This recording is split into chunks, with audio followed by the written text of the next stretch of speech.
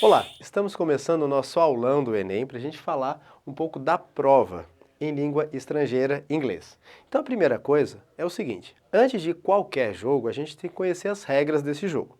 Então a gente tem que saber qual é a proposta principal da prova de língua estrangeira, inglês e espanhol, qual que é a base metodológica para a gente entender como que se monta esse texto, como que se escolhe os gêneros textuais, desculpa, e como que se monta essas questões para compor a sua prova. Lembrando que a nossa prova são 5 textos em inglês com 5 questões em português. A gente já vai entender como que isso funciona.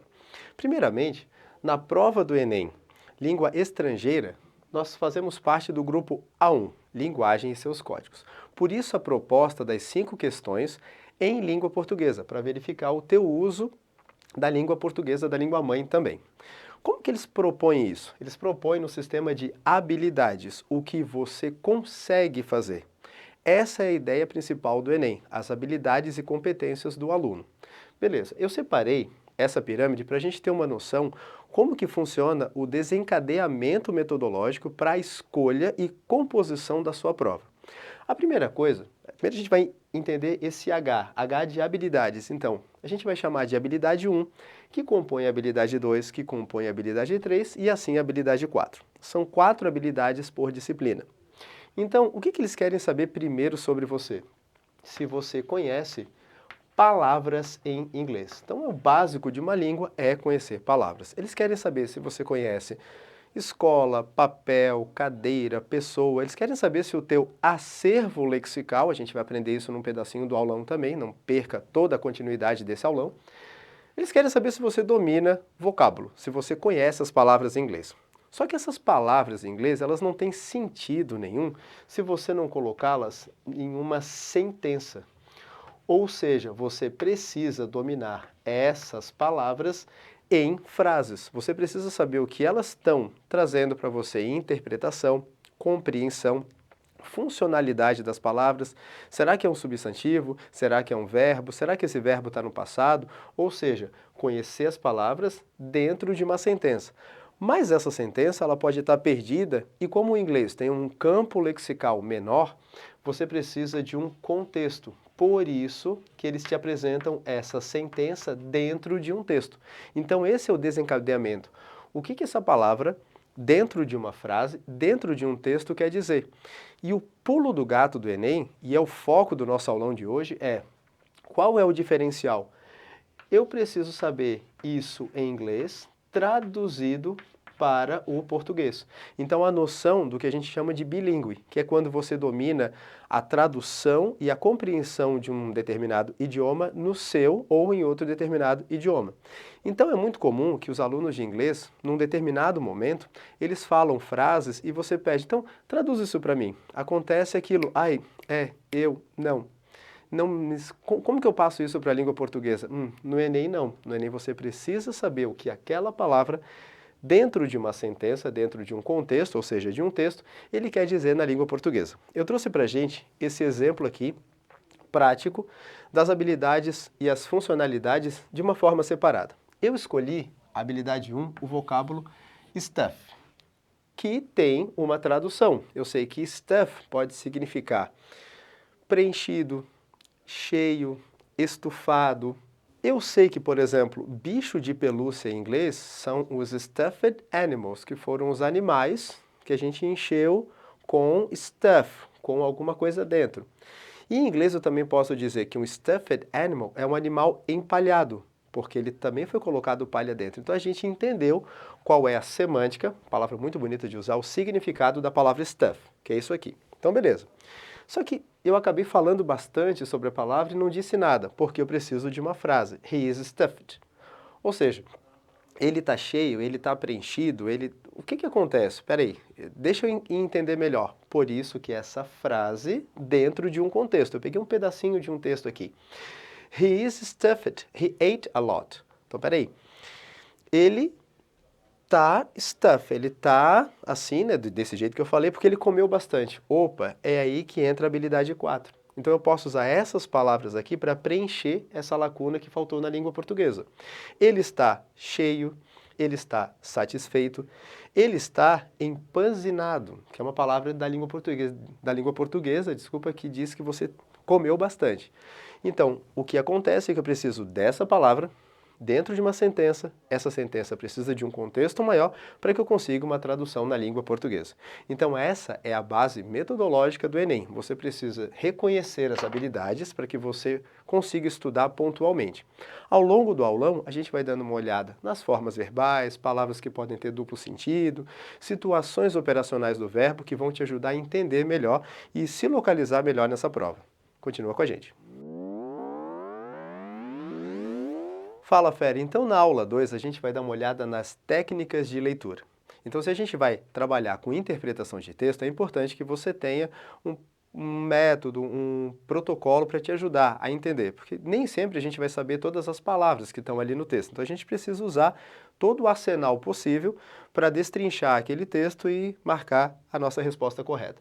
Então, eu separei algumas técnicas de leitura. Lembrando que leitura é quando a gente transforma dados em informação. Às vezes, as palavras juntas a gente compreende uma separada da outra. Quando, numa sentença, a gente não consegue compreender exatamente e interpretar o que elas querem passar. Por isso é importante que a gente tenha uma série de técnicas que nos ajudem, de repente, quando um texto for um pouquinho mais capcioso. Beleza. Eu separei os dois momentos que a gente tem da interpretação de texto. O chamado skimming e o scanning. São dois momentos separados. Naturalmente, a gente acaba fazendo isso na vida. O que seria o skimming? Seria o tal olhar rapidamente, um olhar mais periférico, passar os olhos, como a gente fala. Mas quando a gente fala passar os olhos, exatamente o que seria passar os olhos? É a gente focar em alguns elementos mais marginalizados do texto, periféricos, por exemplo, como títulos, subtítulos, figuras, imagens, principalmente no Enem, a exposição dos gráficos, né? E o mais importante, dá uma olhadinha nas questões primeiro. Então, as questões trazem bastante para a gente, bastante informação sobre a temática daquele texto. O Enem ele é conhecido por enunciados bem grandes, então esses conteúdos dentro do enunciado podem ajudar a ter uma prévia daquele texto se ele não está tão íntimo quanto a gente gostaria. Depois que a gente passou esse processo, nós temos o chamado scanning, que vem realmente de como a gente usa na língua portuguesa. A gente fala escanear, ou seja, rastrear, decodificar. Então, como que a gente pode escanear um texto, né? Eu separei 4 itens que ajudam bastante a destrinchar um texto que ele está um pouquinho mais denso do que a gente imaginava que ele estaria. Primeiro, a gente vai separar as palavras básicas. O que seriam as palavras básicas? As palavras do teu universo. As cores básicas, pronomes, verbos, substantivos que você conhece. Então, isso já ajuda o cérebro a montar uma linha de pensamento. Eu também tenho as palavras chamadas cognatas, que são aquelas palavras que elas têm a mesma raiz linguística e elas são muito parecidas com a nossa língua. Então, por exemplo, national, international, professor, student, são palavras que quando você bate os olhos você logo reconhece, então vai te ajudar bastante no texto também. A associação. A associação é quando você tem um vocábulo que dentro daquele contexto não tem como não ser uma outra coisa. Por exemplo, se você tem uma tirinha e você tem uma onomatopeia de alguém fazendo esse movimento, né? Uma onomatopeia, cough, cough. E embaixo tem, oh, he is coughing. Talvez eu nunca tenha tido contato com a palavra tossir em inglês, mas eu associei rapidamente através desses elementos que já separei previamente. E as chamadas evidências tipográficas. O que seriam evidências tipográficas? Datas, números, unidades, moedas correntes, nomes próprios, seja de pessoas, seja de lugar, que vão dar um entendimento maior do que está sendo questionado depois ali no meu item do Enem. Então é a partir disso que eu vou começar a mexer no meu texto para que eu consiga identificar ali nas minhas assertivas qual que mais encaixa com a problemática dessa questão. E é dentro disso que a gente vai construir agora o significado e as funções dessas palavras que você vai ter na aula 3. Até lá. Beleza, se a gente comparar a língua portuguesa com a língua inglesa, se a gente pegar um verbo aleatório, ele terá no mínimo 45 formas verbais na língua portuguesa. No inglês, eu consigo separar só 5 formas verbais de cada verbo. Isso quando eu tenho o chamado verbo abundante. Eu posso ter um verbo pobrinho também. Então a gente vai dar uma olhada agora nas formas verbais e como isso pode te ajudar na interpretação do texto. Principalmente porque no Enem a gente não trabalha bastante com frase isolada, e sim dentro do texto. Então conhecer os verbos, as suas funções e o que ele está predicando naquele momento vai te ajudar bastante na interpretação. Então basicamente eu tenho o que a gente vai chamar de infinitivo, o infinitive ou o base form, que é o verbo sem a conjugação dele. Eu separei o verbo comer e o verbo cortar, para a gente dar uma olhadinha nos dois. Então, como na língua portuguesa eu tenho as terminações ar, er e ir, no inglês eu coloco a preposição to na frente. Então, se eu preciso falar comer em inglês, eu preciso colocar o to. Ou seja, eu gosto de comer. I like to eat. Quando eu retiro esse to para colocar, de repente, numa frase no presente ou no futuro, usando um verbo modal, eu chamo de bare infinitive, ou o infinitive sem o to, que é quando a gente tira o to e ele não muda a ortografia. Então, por exemplo, eu posso usar no presente, I eat a lot, eu como bastante. Eu posso usar no futuro, I will eat a lot. Eu posso usar com o verbo modal, poder, eu posso comer bastante, I can eat a lot. E isso confunde bastante quem diz que a forma do infinitivo sem o to está no presente. Cuidado com essa traquinagem que o Enem traz de vez em quando. A forma de passado sempre vai alterar se ele é regular ou irregular. E a gente vai dar uma olhadinha numa outra aula. Então a forma do passado do verbo comer, to eat, ate, e ele não tem derivação nenhuma, ele é chamado impessoal, ou seja, você vai usar para todas as pessoas. A forma de particípio, aqui também se tratando de um verbo irregular, ele tem uma forma própria, onde que eu uso o particípio? Eu posso usar em qualquer tempo perfeito, present perfect, past perfect, ou em tempos ativos ou passivos, por exemplo. Isso não é comida ao tempo. This is not eaten for a long time. E o chamado gerúndio, que é o acréscimo do ing. Então, com o caso do verbo to eat, ele é chamado de verbo abundante porque ele tem várias formas, tem várias ortografias para cada forma. Então, to eat, eat, ate, eaten e eating. Já eu separei também o verbo to cut, que é o verbo cortar. Ele é o chamado verbo pobre, porque ele não varia muito. Então, repara, o infinitivo to cut, cortar, o bare infinitive, cut, então I cut the paper, eu corto os papéis. Isso eu uso da mesma forma, com a mesma ortografia no passado, I cut the paper yesterday, eu cortei o papel ontem. O particípio cortado também se escreve da mesma forma, então você repara que é um verbo uniforme, que a gente chama também pobre ou uniforme. E o gerúndio, uma pequena alteração, dobrando o T, que depois a gente vai dar uma olhada numa outra aula também, mais o acréscimo do ing. Então, as formas verbais te ajudam a compreender o porquê que o inglês é tão estudado no mundo todo. Se só na língua portuguesa eu tenho 45, no mínimo, conjugações verbais, no inglês eu tenho, no máximo, 5 formas. Então é isso. Na próxima aula a gente vai dar uma olhada mais especificamente no gerúndio. Fique atento, continue com a gente. Vamos falar um pouquinho sobre gerúndio, ou a forma ing do verbo. Então, desde pequenininho, a gente aprende a falar eu estou comendo, I am eating, eu estou falando, we are speaking, mas o gerúndio oferece 4 formas e funções na língua inglesa, bem diferente da língua portuguesa. Então, repara, quando a gente fala que a gente vai acrescentar ing no final do verbo, nós temos 4 funções bem definidas do uso desse gerúndio. A primeira função, e pasmem, é quando a gente transforma o verbo em substantivo. Ou seja, a gente transforma uma ação numa coisa. Então, repara, se eu pergunto para alguém o que significa swim, nadar, se eu falo rapidamente, tá, swimming, automaticamente todo mundo responde nadando.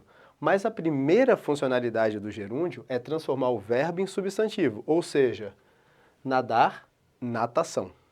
Então, com isso, por exemplo, eu também tenho o verbinho read, sem contexto nenhum, acrescentando ing, leitura. E assim eu tenho, por exemplo, stud, estudar, studying, ou estudo, listen, o verbo ouvir, listening, audição. Então essa é a primeira função do gerúndio, transformar verbos em coisas.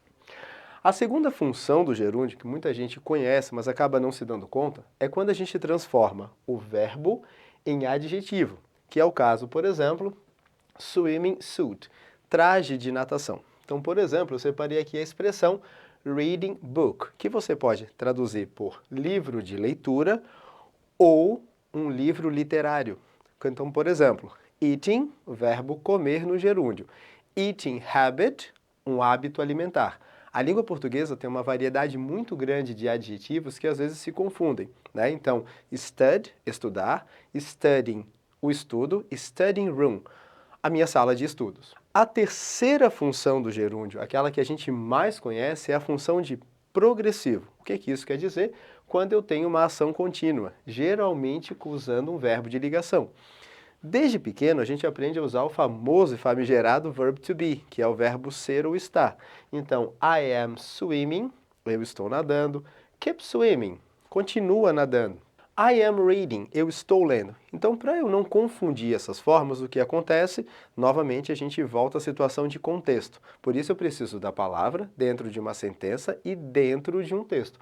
Para eu ter a noção se eu estou falando de natação, leitura, ou se é literário, ou se é de nadar, ou se é nadando, por isso eu preciso interpretar sempre pelo contexto para usar a funcionalidade do gerúndio. A quarta função do gerúndio é o complemento de verbo.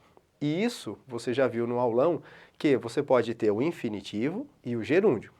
Acontece que o gerúndio pode fazer papel de infinitivo quando depois de alguns determinados verbos. Então, por exemplo, o verbinho enjoy, eu esqueci de botar o isso aqui, eu gosto de nadar. Então repara, como que eu falo nadar em inglês? To swim. Mas do lado de determinados verbos eu preciso usar o gerúndio. Então repara, vale a pena ler este livro. It's worth reading this book. Então determinados verbos, para que você atue o infinitivo, eu preciso de gerúndio. Retomando essa primeira função, eu também tenho a função de substantivo para iniciar uma frase, leitura, ou a funcionalidade do infinitivo fazendo papel de substantivo dentro de uma sentença. Vamos colocar isso na prática. Reading is a good habit. Então, como eu sei que isso aqui é um substantivo, eu posso usar tanto a palavra leitura é um bom hábito, ou eu posso usar o infinitivo do verbo como um substantivo. Vamos colocar isso na prática? Ler é um bom hábito. E é com isso que a gente entende toda a funcionalidade do gerúndio para que você não se perca no Enem. Ficou curioso? Vamos dar uma olhadinha depois em mais palavras que têm essa variedade em inglês. Vamos aprender uma palavra bem bonita hoje da língua portuguesa, a palavra léxico, que deu origem a lexical. Palavra bonita é essa. A palavra léxico se remete a palavra. Então, quando eu tenho uma variedade lexical, eu tenho uma variedade de palavras, ou seja, nome das coisas mesmos, verbos, preposições, enfim. Você sabia que a língua portuguesa ela é bem rica em termos lexicais e o inglês ele é mais pobrinho em termos lexicais? Significa que o inglês o quê? Tem menos palavras, mas a gente precisa de semântica, que é outra palavra muito bonita. O que é semântica? É o significado dessas palavras. Então, quando a gente tem uma composição léxico-semântico ou semântico-lexical, significa que a gente tem um significado para aquele vocábulo. Beleza, então o que a gente vai dar uma olhada agora se chama derivações impróprias. Então vamos primeiro conhecer esse termo, caso apareça no enunciado. O que seria uma derivação? Aquilo que surgiu de alguma coisa. O que seria impróprio? Que não pertenceria àquela classe naquele momento. O inglês tem muitas derivações impróprias. Por quê? Porque tem pouquinhas palavras. Eles tiveram que pegar uma palavra e jogar num outro determinado contexto que tivesse uma certa semelhança ou uma certa raiz ou não. Infelizmente, era daquele jeito. Vamos dar uma olhadinha nessas 5 primeiras palavras aqui. Eu vou te dar alguns segundinhos, mentira, não vou te dar segundinho, para a gente lembrar dessas palavras aqui do nosso universo de vocabulário. Book, water, pen, boat, erase. Lembra? Então, quando eu pergunto para o meu aluno o que significa book, a primeira coisa que ele fala, livro. Água, caneta, quadro e apagar. O que acontece? Acontece que essa palavra ela pode variar em sentido se num determinado contexto. Por exemplo, e se eu transformar esse substantivo book no verbo to book? Alguém conhece essa palavra? Então, o verbo to book significa reservar. Então, por exemplo, I'm going to book my next trip. Eu vou reservar minha próxima viagem. A gente conhece bastante também essa plataforma de viagens chamado Booking.com. O que acontece? Por que eu coloquei ing no final da palavra book? Porque automaticamente ela é um verbo. Então a gente sabe que só pode usar gerúndio com verbos, substantivando. Mas como assim? Substantivar um substantivo? Sim, porque originalmente seria o substantivo livro. Mas como eu transformei no verbo reservar, eu preciso do substantivo reserva. Por isso, reserva.com. E o verbinho to water, né? Água virou o meu verbo regar. Então, I'm going to water my flowers. Eu vou regar as minhas flores. Então, por exemplo, eu posso ter um watering bucket, ou seja, um regador, né? Que seria um balde de rega. Eu também tenho o verbo to pen, que seria o verbo assinar. Então, pen your name here. Assine o seu nome aqui. Originalmente, o substantivo caneta. Board. Dessa vez eu não vou transformar um substantivo em verbo. Eu vou transformar um substantivo num outro substantivo. Então, além dos significados conhecidos da palavra board, então, quadro, prancha, eu também tenho a expressão comissão.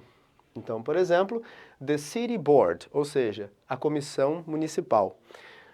I have to join a board. Eu tenho que juntar uma comissão, um aglomerado de pessoas. Então, eu posso usar de uma outra forma também. Eu também posso usar a expressão a bordo.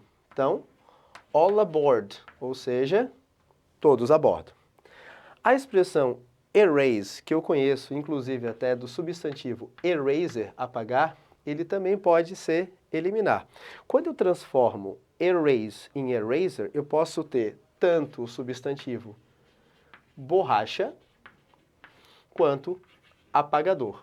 Então, essa variedade semântica em cima de um léxico bem curtinho, eu vou chamar de derivação imprópria. Eu separei aqui mais 3 exemplos onde a gente pode brincar com essas palavras. Eu tenho aqui a palavra house, que eu conheço pelo substantivo casa, onde eu posso transformar em housing, por exemplo. O que acontece? Então a gente sabe que só pode colocar gerúndio em verbo. Então a gente tem que ir lá para frente e descobrir o que significa o verbo to house, que é o verbo abrigar. Ou seja, housing, moradia ou abrigo. Então, we have to take care about housing and health. A gente tem que tomar cuidado com a moradia e com a saúde.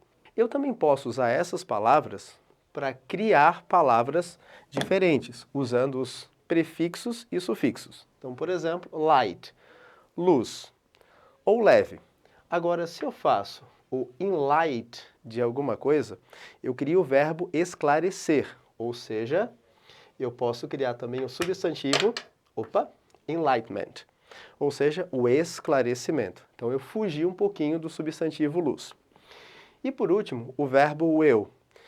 Todo mundo conhece esse verbo pelo auxiliar do futuro, imaginando que ele não tem significado. Mas, na verdade, a palavra will significa desejo. Então, eu posso usar como substantivo o willpower, força de vontade, por exemplo. You don't have to follow your friend's will. Você não tem que seguir a vontade dos seus amigos.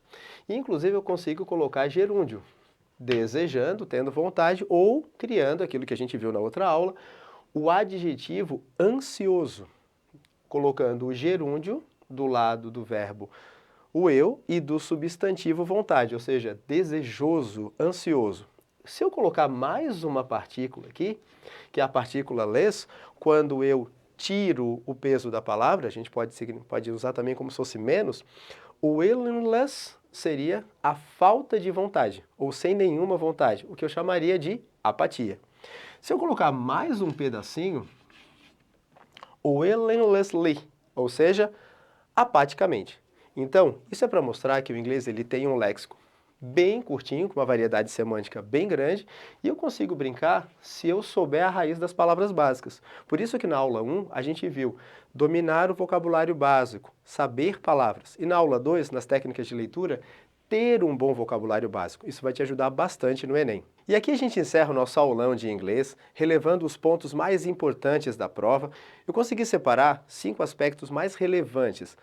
Ficou curioso? Gostou? Quer dar mais uma olhadinha? Vai lá no nosso portal, acessa as aulas individualmente e dá uma olhada no nosso e-book também. Espero que você vá muito bem na prova, muita energia positiva daqui. Vai lá e arrasa. Go for it!